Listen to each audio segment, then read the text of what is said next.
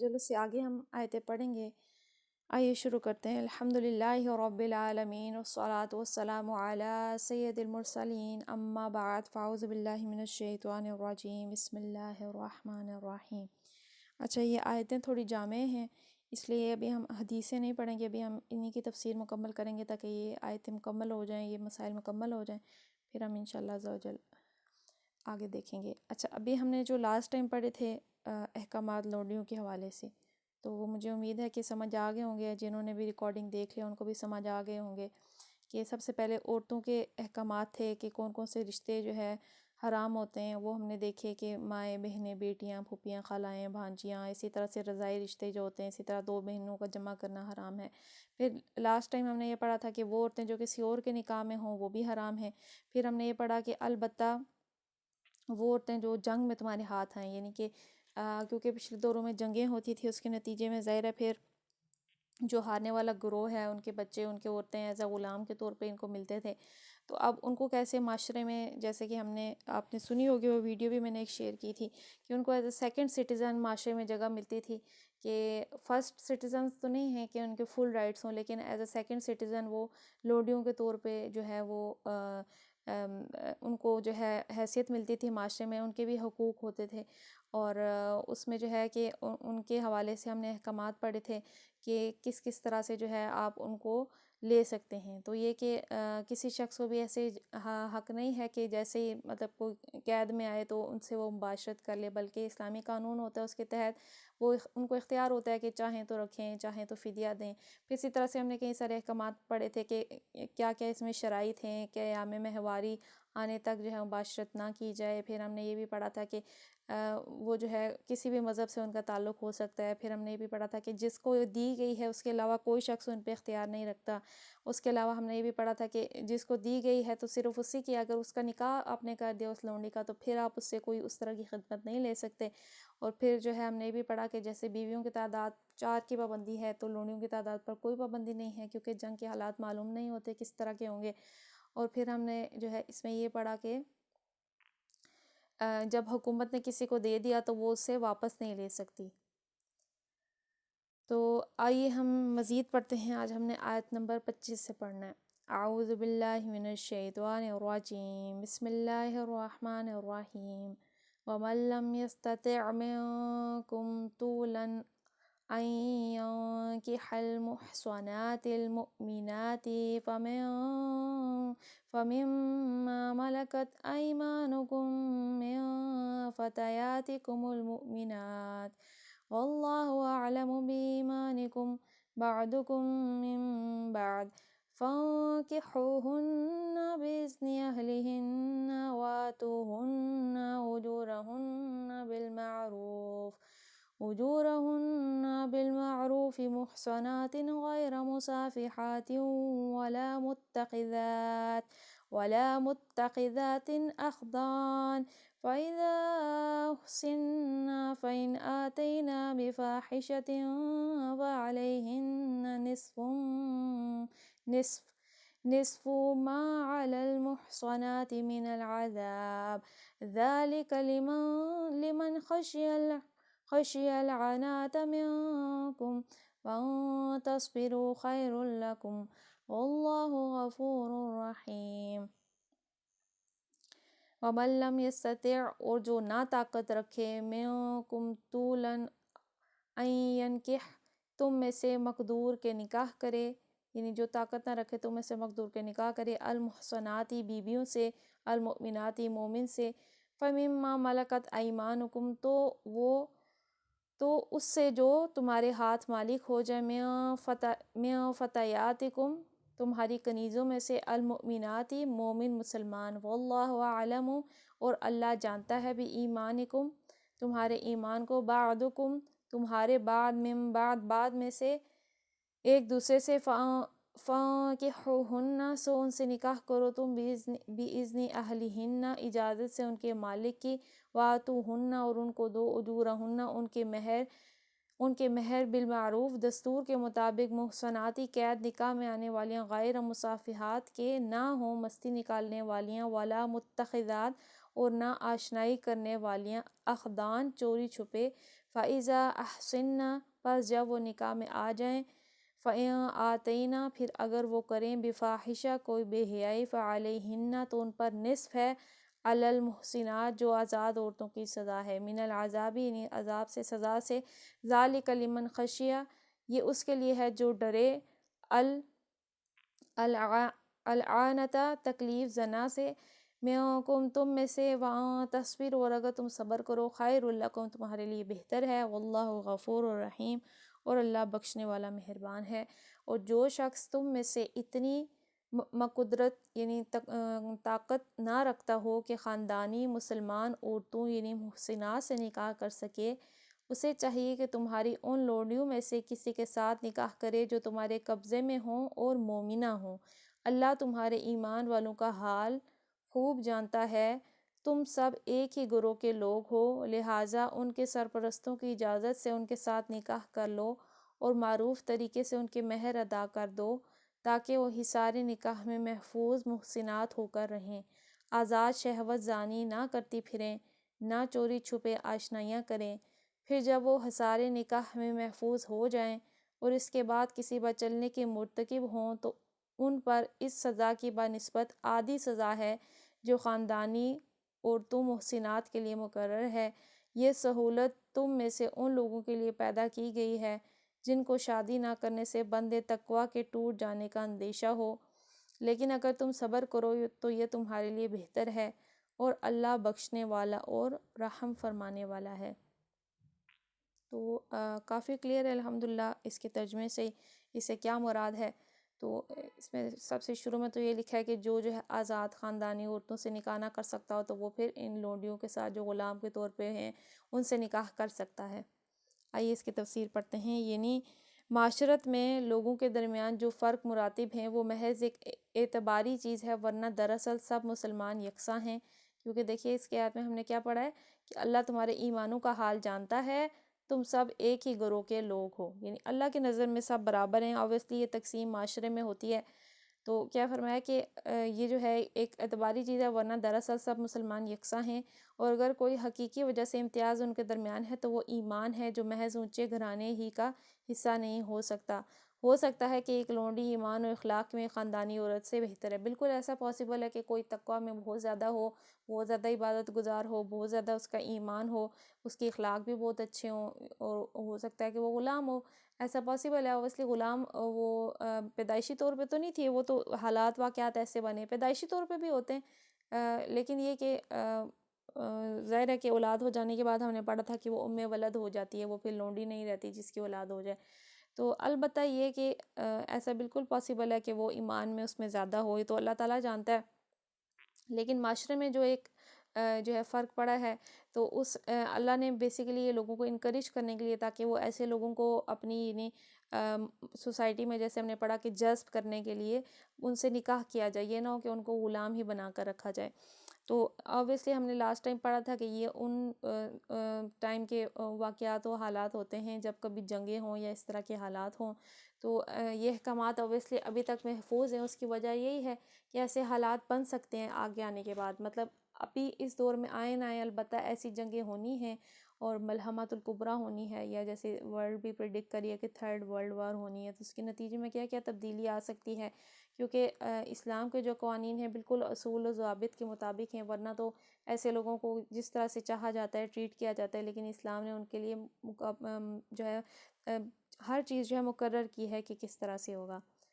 آگے بڑھتے ہیں کہ اس کے بعد کیا بتایا گیا ہے کہ ان کے جو سرپرست ہیں، یعنی اوبویسلی وہ اگر آپ کسی اور کی ملکیت میں ہیں تو ان سے اجازت لے کے نکاح کی جائے۔ ہم نے لاسٹ ٹائم یہ احکامات بھی پڑھے تھے کہ جو عورت جس کا نکاح ہو جائے، جو لونڈی ہو، تو اس کے لیے حکم کیا ہے کہ پھر اب اس کے جس سے اس کا نکاح ہوا ہے اس کے علاوہ اس سے کوئی بھی شہوانی خدمت کوئی اور شخص نہیں لے سکتا۔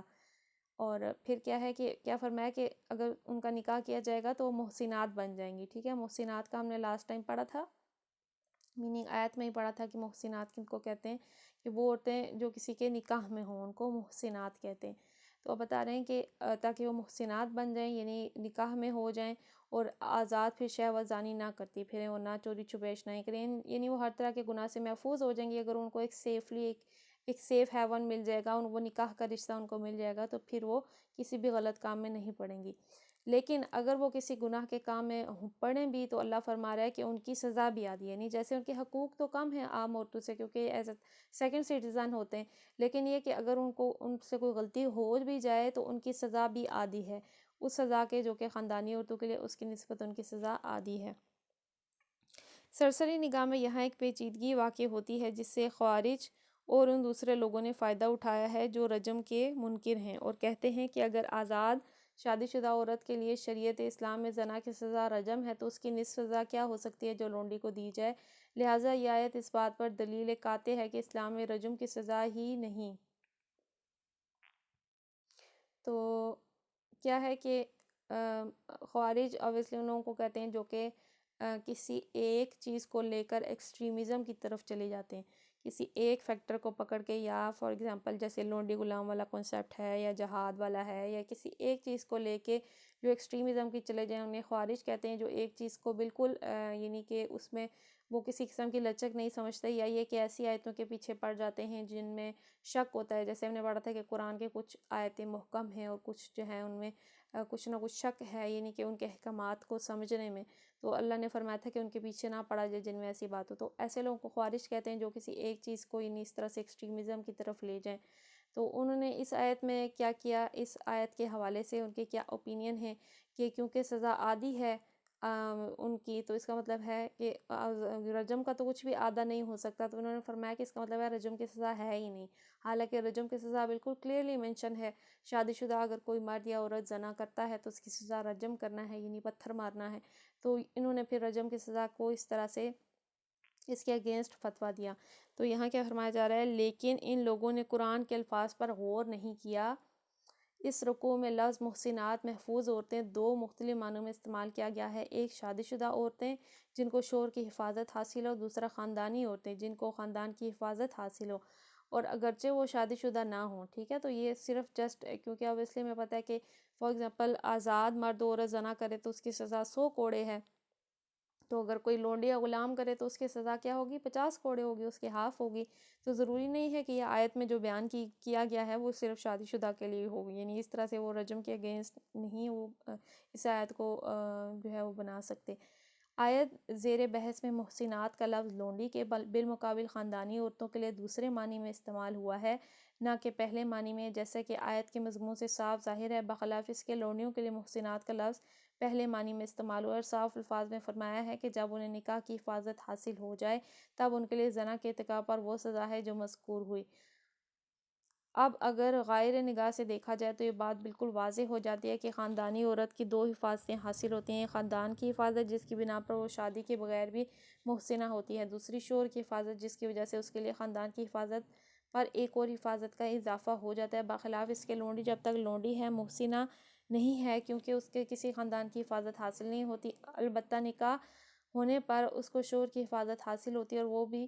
ادھوری، کیونکہ شوہر کی حفاظت میں آنے کے بعد بھی نہ تو وہ ان لوگوں کی بندگی سے آزاد ہوتی ہے جن کی ملک میں وہ ہوتی ہے، نہ اسے معاشرت میں وہ مرتبہ حاصل ہوتا ہے جو خاندانی عورت کو نصیب ہوا کرتا ہے، لہٰذا اسے جو سزا دی جائے گی وہ غیر شادی شدہ خاندانی عورت کی سزا سے آدھی ہوگی، نہ کہ شادی شدہ خاندانی عورت کی سزا سے آدھی۔ ٹھیک ہے، کلیئر ہو گیا؟ وہ شادی شدہ ہوں یا غیر شادی شدہ ہوں ان کی سزا اگر زنا کریں گی تو کیا ہے، 50 کوڑے ہے، کیونکہ اویسلی وہ کسی خاندان سے تو بھی بلونگ نہیں کرتی، جیسے کہ ہم نے لاسٹ ٹائم پڑھا کہ اگر وہ کسی اور کے نکاح میں آ جائیں تو وہ جو ان کا پچھلا مالک ہے وہ ان سے شہوانی خدمت نہیں لے سکتا، لیکن باقی اپنے گھر کے کام وغیرہ باقی کام ان سے کروا سکتا ہے، تو یہ ہم نے لاسٹ ٹائم پڑھا تھا۔ تو ہاں وہ الگ کیس ہے کہ اب وہ اگر ان کی اولاد ہو جائے، وہ میں ولد ہو جائیں، پھر ان کا مرتبہ اس سے بلند ہو جاتا ہے، البتہ یہ کہ اس وجہ سے ان کو سزا بھی آدھی ملے گی اگر وہ کوئی غلطی ان سے ہوگی۔ نیز یہیں سے یہ بات بھی معلوم ہوگی کہ سورہ نور کی دوسری آیت میں زنا کی جس سزا کا ذکر ہے وہ صرف غیر شادی شدہ خاندانی عورتوں کے لیے ہے، جس کے مقابلے میں یہاں شادی شدہ لونڈی کی سزا نصف بیان کی گئی ہے۔ رہیں شادی شدہ خاندانی عورتیں تو وہ غیر شادی شدہ محسنات سے زیادہ سخت سزا کے مستحق ہیں کیونکہ وہ دوہری حفاظت کو توڑتی ہیں، یعنی جو شادی شدہ عورت کی سزا اتنی سخت کیوں ہے یعنی رجم کرنے کی مرد عورت کی، اس کی وجہ یہ ہے کہ وہ دو محسنات کو توڑتی ہیں، دو حفاظت کے جو بند ہیں ان کو توڑتی ہیں، ایک ان کو خاندان کی حفاظت حاصل تھی، دوسرا شوہر کی، وہ دونوں کو توڑ کے اگر کسی گناہ کی طرف جاتی ہیں تو اس لیے یعنی یہ جو سزا ہے خاندانی عورتوں کے لیے ہے، جو رجم کی سزا ہے وہ عام جو ہے ان لونڈیوں وغیرہ کے لیے نہیں ہے، کیونکہ ان کو تو اتنے حقوق بھی اس طرح سے حاصل نہیں ہوتے۔ اگرچہ قرآن ان کے لیے سزائے رجم کی تصریح نہیں کرتا، لیکن نہایت لطیف طریقے سے اس کی طرف اشارہ کرتا ہے کہ جو بلید الذہن لوگ اس لوگوں سے مخفی رہ جائے تو رہ جائے، نبی کے ذہن رسا سے مخفی نہیں رہ سکتے۔ نہیں، جو لوگ سمجھتے ہیں کہ رجم کا معنی کیا ہے، ہم مطلب اس سے میں تعویلیں کرتے ہیں کہ کچھ اور معنی ہوگا، تو وہ لوگ یہ جان لیں کہ کیونکہ نبی کریم نے اس طرح سے سزا دی ہے تو ان سے بہتر کون اس کو سمجھ سکتا ہے۔ پھر لاسٹ میں بتایا گیا ہے کہ یہ سہولت تم میں سے ان لوگوں کے لیے پیدا کی ہے، یعنی یہ سہولت کون سی سہولت، یعنی خاندانی عورتوں سے نکاح کرنے کی استطاعت نہ ہو تو کسی لونڈی سے اس کے مالکوں کی اجازت لے کر نکاح کرنے کی سہولت۔ تو کیا فرمایا، یہ اس شخص کے لیے ہے اوبیسلی جو کہ کن لوگوں کے لیے دی گئی ہے معاشرے میں، تاکہ وہ تقوی کا بند ٹوٹ جانے کا اندیشہ نہیں، جس مرد کو یہ اندیشہ ہے کہ اگر وہ نکاح نہیں کرے گا تو وہ زنا میں یا کسی بہت بڑے گناہ میں پڑ جائے گا، تو ان کی آسانی کے لیے اللہ نے یہ اجازت دی تھی کہ وہ غلام لونڈیوں سے نکاح کر لیں۔ پھر فرمایا اگر تم صبر کرو تو یہ تمہارے لیے بہتر ہے، اللہ بخشنے والا مہربان ہے۔ لیکن یہ کہ obviously انسان کمزور ہے تو اللہ نے آسانی کے طور پہ یہ ایک راستہ دے دیا ہے۔ تو ایسا ہوتا ہے، ایسے لوگ ہوتے ہیں ہمارے معاشرے میں جن کو کوئی بھی خاندانی عورت سے ان کا نکاح نہیں ہوتا، مے بی وہ فائنینشیل سٹیٹس ان کا کم ہو، یا کوئی خاندان ان کا ایسا ہو، یا مے بی کوئی ایسی ان کو ان سے معذوری یا کوئی ایسی چیز ہو کہ ان سے کوئی خاندانی عورت نکاح نہ کرنا چاہتی ہو، ان کے حالات واقعات ایسے ہوں، تو ایسے لوگ پھر معاشرے میں کہاں جائیں گے؟ ان کی بھی تو ضرورتیں ہیں، وہ کیسے پوری ہوں گی؟ وہ کیسے ایک معاشرے کا حصہ بنیں گے؟ تو ان لوگوں کے لیے یہ قرآن نے آسانی دی تھی کہ وہ ایسا کر سکتے ہیں کہ وہ نکاح کر لیں کسی غلام عورت سے، لونڈی عورت سے۔ پھر فرمایا آیت نمبر 26، یرید اللہ لیبین لکم ویہدیکم سنن الذین من قبلکم ویتوب علیکم واللہ علیم حکیم۔ یرید اللہ، چاہتا ہے اللہ، لیبین لکم، تاکہ بیان کر دے تمہارے لیے، ویہدیکم، اور تمہیں ہدایت دے، سننا طریقے سے، الذین من قبلکم، وہ کہ جو تم سے پہلے تھا، ویتوب، اور توجہ کرے، علیکم، تم پر، واللہ علیم حکیم، اور اللہ جاننے والا، حکمت والا ہے۔ اللہ چاہتا ہے کہ تم پر ان طریقوں کو واضح کر دے اور انہی طریقوں پر تمہیں چلائے جن کی پیروی تم سے پہلے گزرے ہوئے صلحاء کرتے تھے، اور اپنی رحمت کے ساتھ تمہاری طرف متوجہ ہونے کا ارادہ رکھتا ہے، وہ علیم بھی ہے اور دانا بھی ہے۔ تو obviously اللہ تبارک و تعالیٰ نے ہمیں جو بھی احکامات تعلیمات دی ہیں، دیکھیں انسان شرماتا ہے، اللہ تبارک و تعالیٰ ہمارا مالک ہے، خالق ہے، اس نے انسانوں کو بنایا ہے، اس نے جو بھی احکامات نازل کیے ہیں وہ انسانوں کو بہتر جانتا تھا، ورنہ دیکھیے کہ اگر آپ ویسٹ کی ہسٹری پڑھیں کہ کس طرح سے وہ، یا جو ابھی بھی دیکھیے کہ ایون بلیکس جو لوگ ہیں، جو کالے لوگ ہوتے ہیں، ان کو ابھی بھی اتنی ماڈرنائزیشن ہو جانے کے بعد بھی ان لوگوں کو کیسے ٹریٹ کیا جاتا ہے، اور پچھلے دوروں میں وہ ان کو جانوروں سے بھی بدتر ٹریٹ کرتے رہے ہیں۔ یعنی اگر ان کی ہم ہسٹری پڑھیں کہ وہ غلاموں کے ساتھ ان کو کیسے ٹریٹ کرتے رہے اور ان کی عورتوں کو کیسے ٹریٹ کرتے رہے، تو ہمارے یعنی رونگٹے کھڑے ہو جائیں گے۔ تو یہ ہوتا ہے معاملہ جب آپ ایک صحیح ہدایت اور کسی بھی اپنی طرف سے خود سے آپ چیزیں ڈیسائیڈ کرنے لگتے ہیں، تو ایون وہ ان کے یعنی ان کے باڈی اعضاء بھی نکال کے ان کی بھی جو ہے ٹریفکنگ کرتے تھے، اور ان کو ہر طرح سے عذاب دینا، تکلیف دینا، ان کو جانوروں سے بدتر ٹریٹ کرنا، ان سے بہت زیادہ مشقت لینا، ان کی عورتوں کو جیسے چاہنا استعمال کرنا۔ تو یہ سب مسائل ہوئے تھے، یعنی جو ورلڈ وارز ہوتی رہی ہیں پچھلی، اور جو اس کے نتیجے میں جو ریولوشنز آتی رہی ہیں یا کولونائزیشن ہوتی رہی ہے، اس کے نتیجے میں یہ سب کچھ ہوتا رہا ہے۔ تو ان چیزوں سے بچنے کے لیے اسلام نے، کیونکہ اوبیسلی جہاں انسان ہوتے ہیں، جنگیں اور یہ چیزیں جو ہے ایک سوسائٹی کا حصہ ہیں، اور یہ ہر دور سے ہوتی آئی ہیں، اور ابھی بھی دیکھیے کہ اگر ایک بڑی جنگ نہیں ہو رہی تو کولڈ وار تو ہو رہی ہے، اور اب تو جو ہونی ہے وہ سب سے خطرناک جنگ ہونی ہے، جس کو اسلام نے یہ بتایا تھا کہ ملحمہ ہوگی، جس میں سے 100 میں سے جو ہے 99 لوگ مر جائیں گے، ایک ہی بچے گا، یعنی کہ بہت سخت آنے والی ہے، سختیاں آنے والی ہیں۔ البتہ یہ کہ جب آپ کے پاس پراپر رولز اینڈ ریگولیشن نہ ہوں تو پھر یہ حالات ہوتے ہیں، جیسا کہ یعنی آپ ویسٹ کی ہسٹری پڑھیں تو وہاں بڑے بڑے ایک ہی قبر میں بڑے بڑے قبرستان جب کھدائی ہوتی ہے تو نکلتے ہی نہیں وہاں کیا کیا کیا جاتا تھا۔ تو وجہ یہی ہے کہ اللہ جو ہے بہتر جانتا ہے، اللہ فرماتا ہے کہ وہ واضح کر دے، تمہیں صحیح سیدھے راستے پہ چلائے، یعنی ایسے لوگوں کو بھی انسان ہی سمجھا جائے، ان کو ایسے ٹریٹ نہ کیا جائے کہ ان کو جانوروں سے بھی بدتر ٹریٹ کیا جائے، بلکہ ان لوگوں کے بھی حقوق ہیں، ان کی بھی خواہشات ہیں، ان کو بھی معاشرے کا حصہ بنایا جائے، ان کے ساتھ بھی نکاح کیا جائے، ان کو آزاد کرنے پہ کتنا سارا اجر و ثواب اسلام نے بتایا ہے کہ کتنا عظیم کام ہے کسی کے گردن چھڑانا، کسی کو آزادی دلانا، یہ جو ہے جو اس کی استطاعت رکھتے ہیں وہ یہ عمل کریں، تاکہ یہ لوگ بھی جو ہے ایک معاشرے کا ایک اچھا حصہ بن جائیں اور معاشرے میں ان کو بھی حقوق حاصل ہو جائیں۔ تو یہ اسلام کی تعلیمات تھی، اویسلی اس میں بہت ساری حکمتیں ہیں۔ تو اللہ نے فرمایا وہ چاہتا ہے کہ تمہیں وہ سیدھے رستے پہ چلائے۔ سورہ کے آغاز سے یہاں تک جو ہدایات دی گئی ہیں، اور اس سورہ کے نزول سے پہلے سورہ بقرہ میں مسائل تمدن و معاشرہ کے متعلق جو ہدایت دی جا چکی ہیں، ان سب کی طرف بحیثیت مجموعی اشارہ کرتے فرمایا جا رہا ہے کہ یہ معاشرت، اخلاق اور تمدن کے وہ قوانین ہیں جن پر قدیم ترین زمانے سے ہر دور کے انبیاء، ان کے صلحاء پیرو عمل کرتے تھے، اور یہ اللہ کی عنایت و مہربانی ہے کہ وہ تم کو جاہلیت کی حالت سے نکال کر صالحین کے طریقہ زندگی کی طرف تمہاری رہنمائی کر رہا ہے۔ تو یہ اللہ کی مہربانی ہے کہ وہ انسانوں کو جو ہے ہر چیز کی اس نے رہنمائی فرمائی ہے، یعنی حالات و واقعات کیسے بھی ہوں، کیسا دور ہو، کیونکہ قرآن ایک ایسی بک ہے جو کہ ٹائم لیس ہے۔ تو جیسا بھی حالات و واقعات ہوں یا ہونے والے ہیں یا گزر چکے ہیں یا ہوں گے، ہر چیز کی اس میں خبر ہے، ہر چیز کے بارے میں اس میں رہنمائی ہے، ہر چیز کے بارے میں اسے بتایا گیا ہے۔ تو میں بھی ابھی یہ چیزیں پڑھ کے ہماری سمجھ میں نہ آتا ہو کہ ایسا کیسے ہو سکتا ہے، ایسا کیسے پاسبل ہے، تو ایسا بالکل پاسبل ہے، ایسا ہوتا رہا ہے۔ ویسٹ میں آپ سلیوری کا کانسیپٹ آپ پڑھ لیں، اس کی آپ ہسٹری پڑھ لیں، تو پھر خود ہی سمجھ آ جانا ہے کہ اسلام نے کیوں اس طرح سے قوانین دیے ہیں، اور یہ کہ فیوچر کا بھی علم اللہ جانتا ہے، اسی لیے اس نے ان آیات کو، اور یہ آیات منسوخ نہیں کی گئی، اسی لیے ان کے احکامات ابھی تک بھی موجود ہیں اور ابھی تک نافذ ہیں۔ تو اللہ سے دعا کرتے ہیں کہ ان میں جو بھی حکمتیں ہیں ہمیں وہ سب سمجھنے کی توفیق عطا فرمائے۔ تو آئیے ہم لوگ کچھ دعا پڑھ لیتے ہیں، کوئی نہ کوئی ہم نئی دعا سیکھ لیتے ہیں۔ اچھا، یہ جو ہم نے آیتیں پڑھی ہیں یہ سب کو کلیئر ہوگی؟ اس میں اگر کوئی بھی کسی کا کوئی کوسچن ہے تو آپ لوگ پوچھ سکتے ہیں۔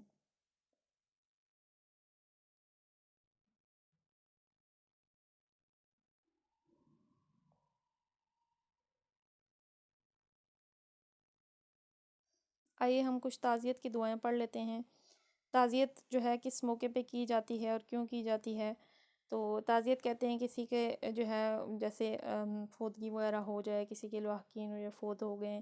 تو ہم ان سے کیسے تعزیت کریں۔ تعزیت کرنا ایک بہت ثواب کا کام ہے کہ آپ ان سے یہ کہیں ہم آپ کے غم میں برابر کے شریک ہیں، ان کو صبر کی تلقین کریں۔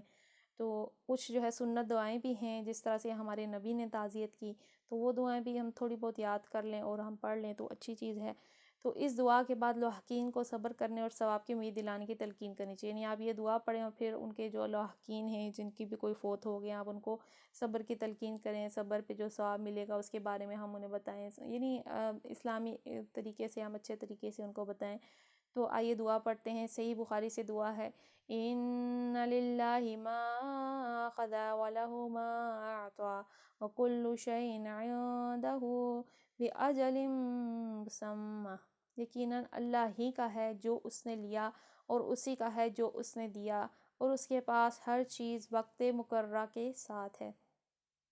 تو ظاہر سی بات ہے کہ اللہ ہی کی طرف سے انسان آئے ہے، سب انسان اللہ کی طرف سے آئے ہیں، اور وہ جب تک اس نے جو ہے مہلت دی ہے انسان رہتے ہیں اور پھر وہ واپس لے لیتا ہے۔ تو کیا فرمایا، یقینا اللہ ہی کا ہے جو اس نے دیا، اس نے لیا، اور ہر چیز اس کے پاس مقررہ وقت کے ساتھ، یعنی ہر چیز کا ایک وقت مقرر ہے۔ ہماری ڈیتھ کا بھی ایک ٹائم لکھا ہے، جیسے کہ ہماری ایک ڈیٹ آف برتھ ہے، تو ایسے ایک ڈیٹ آف ڈیتھ بھی اللہ کے ہاں مقرر ہے، اور ہر چیز اللہ نے ہر چیز کا وقت ڈیسائیڈ کیا ہوا ہے، یعنی انسان کو نصیب میں جو کچھ ملنا ہے، پیسہ ملنا ہے، رزق ملنا ہے، شادی ہونی ہے، ہر چیز کا اللہ نے ایک مقررہ وقت لکھا ہے۔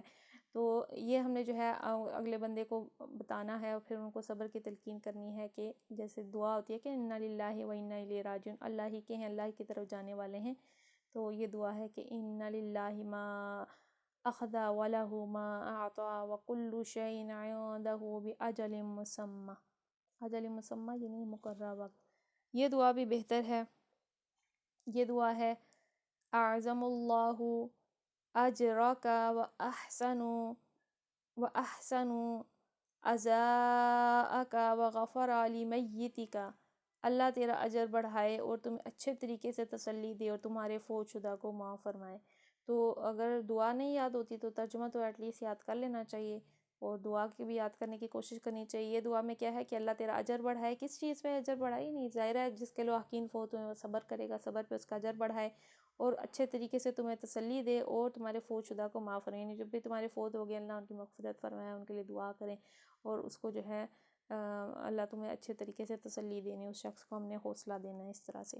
تو تعزیت کرنا بہت ثواب کا کام ہے، تعزیت کرنی چاہیے۔ آپ کے ہاں کوئی بھی فوت ہو جائے کسی کا رشتہ دار، تو کوشش کریں ضرور وقت نکال کے جائیں، بہت زیادہ ثواب کا کام ہے۔ اسی طرح سے کسی بیمار کی بیمار پرسی کرنا بھی بہت زیادہ ثواب کا کام ہے، اسپیشل وقت نکال کے جانا چاہیے، کیونکہ جو شخص بھی تعزیت کرنے یا کسی مریض کو دیکھنے جاتا ہے تو فرشتے اس کے لیے اپنے پروں کو بچھاتے ہیں، اس پہ اپنی رحمت کے سائے رکھتے ہیں، یہاں تک کہ وہ جاتا ہے اور واپس آ جائے تب تک رکھتے ہیں۔ تو بہت زیادہ اس میں اجر و ثواب ہے۔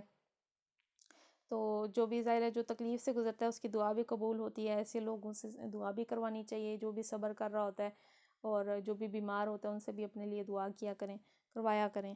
تو اللہ سے دعا کرتے ہیں کہ ہم نے آج جو بھی ہم نے سنا پڑھا سمجھا، اللہ تبارک و تعالی ہمیں اس کو اچھے طریقے سے سمجھنے کی، پڑھنے کی توفیق عطا فرمائے، اس میں ہماری کوئی غلطیاں کوتاہیاں ہیں اس کو درگزر فرمائے۔ اللہ تبارک و تعالی ہمیں استقامت عطا فرمائے اور ہمارے گناہوں سے درگزر فرمائے۔ آمین بجاہ النبی الامین صلی اللہ تعالی علیہ وآلہ وسلم۔ سبحانک اللہم و بحمدک لا الہ الا انت استغفرک و اتوب الیک، استغفرک و اتوب الیک، استغفرک و اتوب الیک۔ بسم اللہ الرحمن الرحیم، وصلی اللہ علی محمد صلی اللہ تعالی علیہ وآلہ وسلم۔ السلام علیکم ورحمۃ اللہ وبرکاتہ۔